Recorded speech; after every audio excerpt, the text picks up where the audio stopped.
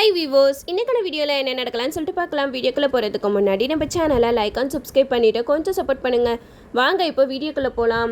நகை எல்லாமே டூப்ளிகேட்டாக இருக்குன்னு சொல்லிட்டு சாமுடிச்சேரியா எல்லாருமே கேள்வி மேலே கேள்வி கேட்டுட்ருக்காங்க. அப்போ ஒருத்தர் சொல்கிறாங்க, என்ன மேடம் உங்கள் மேலே நாங்கள் எந்த அளவுக்கு நம்பிக்கை வச்சுருந்தோம், இந்த மாதிரி பண்ணிட்டீங்களே அப்படிங்கிற மாதிரி சொல்ல, அதுக்கு காளியம்மா சொல்கிறாங்க, ஆமாம் இந்த சாமுடிச்சேரி இந்த மாதிரி வேலை பண்ணதுக்கு எங்கேயாவது போய் பிச்சை எடுத்துக்கலாம் அப்படிங்கிற மாதிரி சொல்லும்போது நம்ம சாமுடிச்சேரிக்கு அப்படியே மனசே உடஞ்சு போயிடுது.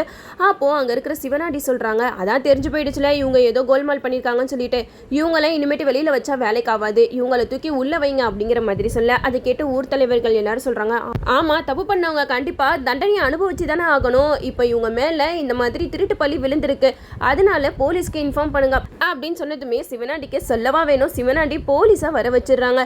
அப்போ அதிகாரிலாம் வரப்ப சாமுடிச்சேரி சொல்கிறாங்க, இந்த பள்ளி எம்எல்ஏ தானே விழுந்திருக்கு, இதை சரி பண்ணுற வரைக்கும் நானே போலீஸ் ஸ்டேஷனுக்கு போகிறேன் அப்படிங்கிற மாதிரி சொல்ல, இதை கேட்ட அந்த அதிகாரி சாமுடிச்சேரி கிட்ட சொல்கிறாங்க, மேடம் உங்களை சந்தேகத்தின் பேரில் தான் நாங்கள் அரெஸ்ட் பண்ணுறோம், தயவு செஞ்சு கோஆப்ரேட் பண்ணுங்க அப்படிங்கிற மாதிரி சாமுடிச்சேரியை கூட்டிகிட்டு போகிறாங்க.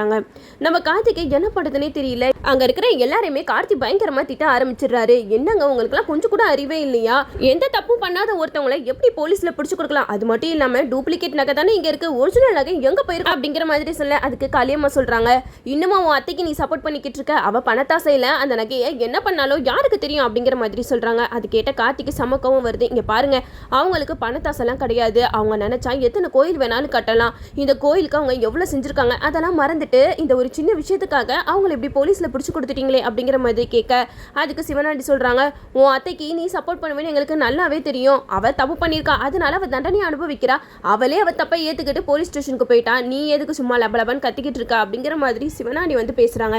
இதை கேட்ட கார்த்தி சொல்கிறாங்க, இதுக்கு பின்னாடி யார் இருக்காங்கன்ட்டு எனக்கு நல்லாவே தெரியும், ஆனால் அதான் ஆதாரத்தோட நிரூபிச்சாதான் எல்லாருமே நம்புவாங்க, அது மட்டும் இல்லாமல் என் அத்தை மேலே எந்த தப்பும் இல்லை, இதுக்கு பின்னாடி யார் இருக்காங்களோ அவங்கள நான் சும்மா விட மாட்டேன், கண்டிப்பாக அவங்களுக்கு நான் தண்டனையை வாங்கி கொடுப்பேன் அப்படிங்கிற மாதிரி நம்ம கார்த்தி வந்து சிவனாண்டி காளியம்மா இவங்களை பார்த்து சவால் விட்டுட்டு போகிறாங்க. அப்போ காளியம்மா வந்து சிவனாண்டி கிட்ட சொல்கிறாங்க, மைனே இவன் பேசுகிறத பார்த்தா எனக்கு என்னமோ டவுட்டாக இருக்குது, சீக்கிரமாக ஆதாரத்தை கண்டுபிடிச்சிருவானா அப்படிங்கிற மாதிரி சொல்ல, அதுக்கு சிவனாண்டி சொல்கிறாங்க, அதெல்லாம் முடியவே முடியாது சித்தி, நாங்கள் அந்த நகையை எடுக்கும்போது நிறைய பிளான் பண்ணி தான் எடுத்திருக்கோம், அதனால அவ்வளோ சீக்கிரம் நம்ம மாட்டோம், பொறுமையாக பொறுத்திருந்து பார்ப்பான், அவன் எப்படி தான் ஆதாரத்தை கொண்டு வரான்னு சொல்லிட்டான் அப்படிங்கிற மாதிரி சிவனாண்டி வந்து காளியம்மா கிட்ட சொல்கிறாங்க. இந்த சைடு நம்ம கார்த்திக் வந்து போலீஸ் ஸ்டேஷனுக்கு போகிறாங்க. அங்கே போயிட்டு அங்கே அதிகாரிங்க கிட்ட பேசுகிறாங்க, சார் எதுக்காக சார் எங்கள் அத்தையை அரெஸ்ட் பண்ணீங்க அப்படிங்கிற மாதிரி கேட்க, அதுக்கு அந்த அதிகாரி சொல்கிறாங்க, உன் அத்தை மேலே கம்ப்ளைண்ட் கொடுத்துருக்காங்கப்பா, சாமி நகை எல்லாமே திருட்டு போயிடுச்சு அப்படிங்கிற மாதிரி சொல்லியிருக்காங்க அப்படின்னு சொல்ல, அதை கேட்ட கார்த்திக்கு சமக்கமாக வருது.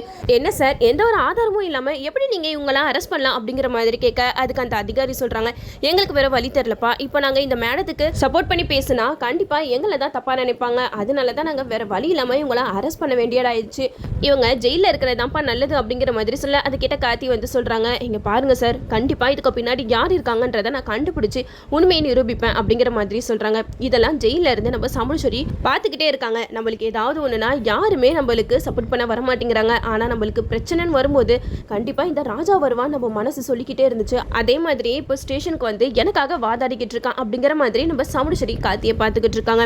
இந்த நேரத்தில் தான் சந்திரா, சிவனாண்டி, காளியம்மா இவங்க எல்லாருமே ரொம்ப சந்தோஷமா இருக்காங்க, நம்ம நினைச்சதை சாதிச்சிட்டோம், நம்மளை எத்தனை தடவை ஜெயிலுக்கு அனுப்பிச்சிருப்பான் இந்த சாமுடிச்சேரி, இப்போ பாத்தியா அவளை ஒரு நிமிஷத்துல நம்ம ஜெயிலுக்கு அனுப்பிச்சிட்டோம் அப்படிங்கிற மாதிரி சொல்லி சந்தோஷப்பட்டுட்டு இருக்காங்க. அப்போ நம்ம சந்திரா வந்து காளியம்மா கிட்ட சொல்றாங்க, என்னதான் இருந்தாலும் அந்த ராஜா பையன் கண்டிப்பா அந்த சாமுடிச்சேரியை வெளியில எடுத்துருவான் தான் எனக்கு தோணுது அப்படிங்கிற மாதிரி சொல்ல, அதுக்கு காளியம்மா சொல்றாங்க, என்ன மருமகளே நீங்க இப்படி சொன்னா எப்படி அப்படிங்கிற மாதிரி கேட்க, அதுக்கு சந்திரா சொல்றாங்க, உங்களுக்கு அவனை பத்தி தெரியாதத்த, அவன் வந்து சரியான கில்லாடி, அவன் எப்படியாவது ஆதாரத்தை எடுத்துக்கொண்டு போயிட்டு கடைசியில நம்மள மாட்டி விட்டாலும் மாட்டி விட்டுருவான் அப்படிங்கிற மாதிரி சொல்லிக்கிட்டு இருக்காங்க. அதுக்கு காளியம்மா சொல்றாங்க, இந்த தடவை அவனால எந்த ஒரு ஆதாரத்தையுமே எடுக்கவே முடியாது அப்படிங்கிற மாதிரி பேசிக்கிட்டு இருக்காங்க. இந்த சைடை நம்ம சந்திரா வந்து அக்காவையே நம்ம ஜெயிலுக்கு அனுப்பிச்சிட்டோமே அப்படின்ற கவலை கொஞ்சம் கூட இல்லாம ரொம்பவே சந்தோஷத்துல இருக்காங்க. நம்ம கார்த்தி வந்து மைண்ட் கிட்ட சொல்றாங்க, எப்படியாவது அத்தையை வெளியில கொண்டு வரணுப்பா, என்ன பண்றது அப்படிங்கிற மாதிரி பேசிக்கிட்டு இருக்கும்போது தான் நம்ம கார்த்திக்கு சரவணன் ஞாபகத்துக்கு வராது.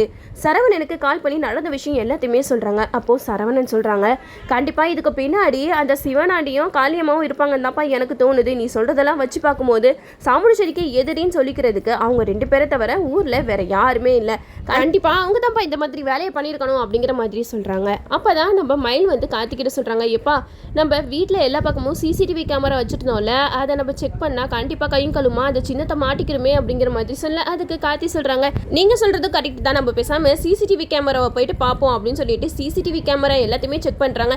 ஆனால் எல்லா தடையுமே அழிஞ்சு போய் கிடக்குது. இதை பார்த்ததுமே மயிலுக்கு கார்த்திக்கு பயங்கரமாக ஷாக்கிங் ஆகுது. என்னப்பா இவங்க சரியான வேலையாக தான்ப்பா பார்த்து வச்சுருக்காங்க, நம்ம எங்கே இந்த சிசிடிவி கேமரா வச்சு கண்டுபிடிச்சிருவோமோன்னு சொல்லிட்டு தான் இந்த மாதிரிலாம் பண்ணி வச்சுருக்காங்க.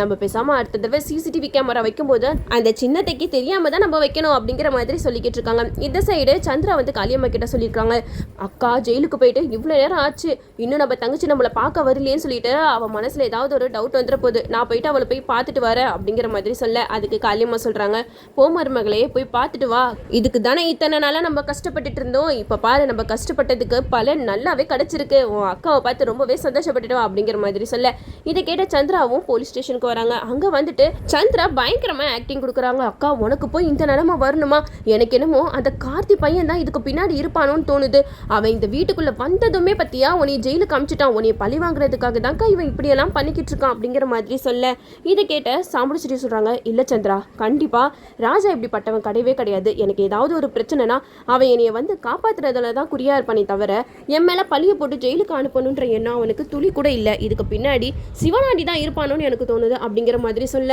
அப்போது சந்திரா வந்து மனசில் யோசிக்கிறாங்க, எனக்கு நல்லாவே தெரியும் நீ அவன் மேலே தான் சந்தேகப்படுவேன்னு சொல்லிட்டு, இப்போதைக்கு நான் அவனுக்கு சப்போர்ட் பண்ணி பேசினா கண்டிப்பாக உனக்கு என் மேலே டவுட் வந்துடும், அதனால நீ என்ன பேசுறியோ தலையாட்டிட்டு போக வேண்டியதான் அப்படிங்கிற மாதிரி சந்திரா வந்து சமரசரிக்கு எதுவாக தான் பேசிக்கிட்டு இருக்காங்க. நீ சும்மா இந்த டிரைவருக்கு சப்போர்ட் பண்ணி பேசாத, இப்படி தான் ஆரம்பத்திலேயே நான் அவனை பற்றி உன்கிட்ட சொன்னேன், ஆனால் நீ எதுவுமே கேட்காம எவ்வளோ நாளாக அவனை வீட்டில் தங்க வச்ச, கடைசியில் அவனோட சுயரூபம் தெரிஞ்சு தானே அவனை வீட்டை விட்டு துரத்துனேன், இப்போ பாரு அவன் உன்னையே ஜெயிலுக்கு அமுச்சு விட்டுட்டான், அவன் தாக்கா இப்படியெல்லாம் பண்ணியிருக்கான், அவன் கிட்ட தான் எனக்கு என்னமோ அந்த நகையெல்லாம் இருக்குமோன்னு தோணுது அப்படிங்கிற மாதிரி சந்திரா வந்து பயங்கரமாக ட்ராமா பண்ணி சாமுடிச்செடியை ஏற்றி விட்டுட்டு இருக்காங்க. அதுக்கு சாமுடிச்செடி சொல்கிறாங்க, சந்திரா தேவையில்லாத பேச்செல்லாம் பேசிக்கிட்டு இருக்காது, ஒருத்தவங்க மேலே அபாண்டமாக நம்ம பழி போடக்கூடாது, எனக்கு ராஜா மேலே நம்பிக்கை இருக்குது, ராஜா அப்படி பட்டவெல்லாம் கிடையாது அப்படின்னு சொல்லிட்டு நம்ம சாமுடிச்செடி கார்த்திக்கு சப்போர்ட் பண்ணி பேசிக்கிட்டு இருக்காங்க. இதெல்லாம் கேட்டுட்டு சந்திராவுக்கு மனசில் ஒரு மாதிரியா இருக்கு, என்னடா இது அக்கா இவ்வளோ நாளாக அந்த கார்த்தி பையனை வெறுத்து ஒதுக்கிட்டு இருந்தா, இப்போ என்னன்னா திடீர்னு அவனுக்கு சப்போர்ட் பண்ணி பேசிக்கிட்டு இருக்கான், ஒரு வேளை நம்மளுக்கு முன்னாடி அவன் இங்கே வந்துட்டு போயிருப்பானா அப்படிங்கிற மாதிரி சந்திரா வந்து யோசிக்கிட்டு இருக்காங்க.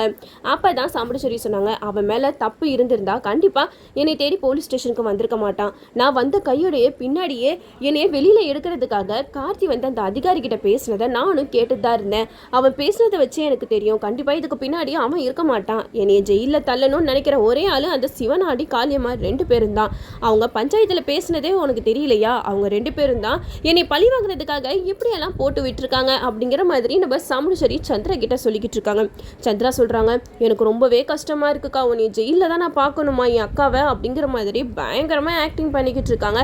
அதையும் இந்த சாமுடிச்செடி நம்பிட்டு சொல்லிக்கிட்டு இருக்காங்க, சந்திரா நீ எதுக்கும் கவலைப்படாத, என் மேலே எந்த தப்பு இல்லைன்னு சொல்லிட்டு என் மனசாட்சிக்கு தெரியும், கண்டிப்பாக உண்மை தான் ஜெயிக்கும், கூடிய சீக்கிரமே நான் ஜெயிலேருந்து வெளியில் வந்து என் மேலே எந்த ஒரு தப்புமே இல்லைன்னு சொல்லிட்டு நான் நிரூபிக்க தான் போகிறேன் அப்படிங்கிற மாதிரி சாமுடிச்செடி சந்திரா கிட்ட சொல்லிக்கிட்டு இருக்காங்க. அதுக்கு சந்திரா மனசில் நினைக்கிறாங்க, உன்னை அவ்வளோ சீக்கிரம் இந்த ஜெயிலிருந்து நான் வெளியில் வர விட்டுருவேனா, கண்டிப்பாக முடியவே முடியாது, நீ பகல் கனவு காணிக்கிட்டு அப்படிங்கிற மாதிரி சந்திரா வந்து நக்கல் பண்ணி பேசிக்கிட்டு சாமுடிச்செடி கிட்ட சொல்கிறாங்க, சரிக்கா நான் வரேன் அப்படிங்கிற மாதிரி அவங்களும் கிளம்பி போயிடுறாங்க. நம்ம சாமுடிச்செடி கார்த்தி அந்த அதிகாரி கிட்ட பேசினது எல்லா பிரச்சனைக்குமே முன்னாடி வந்து நிற்கிறது, அதை எல்லாத்தையுமே நம்ம சாமுடிச்செடி யோசிச்சுக்கிட்டே தான் இருக்காங்க. என்னதான் இருந்தாலும் அவனை நம்ம வெறுத்து ஒதுக்குனாலும் அவன் நம்மளுக்கு ஏதாவது ஒரு பிரச்சனை அவன் தான் வந்து நம்மளுக்கு துணையாக வந்து நிற்கிறான் அப்படிங்கிறத சாமுடிச்செடி இப்போ கார்த்தியை பற்றி நல்லா புரிஞ்சுக்கிறாங்க.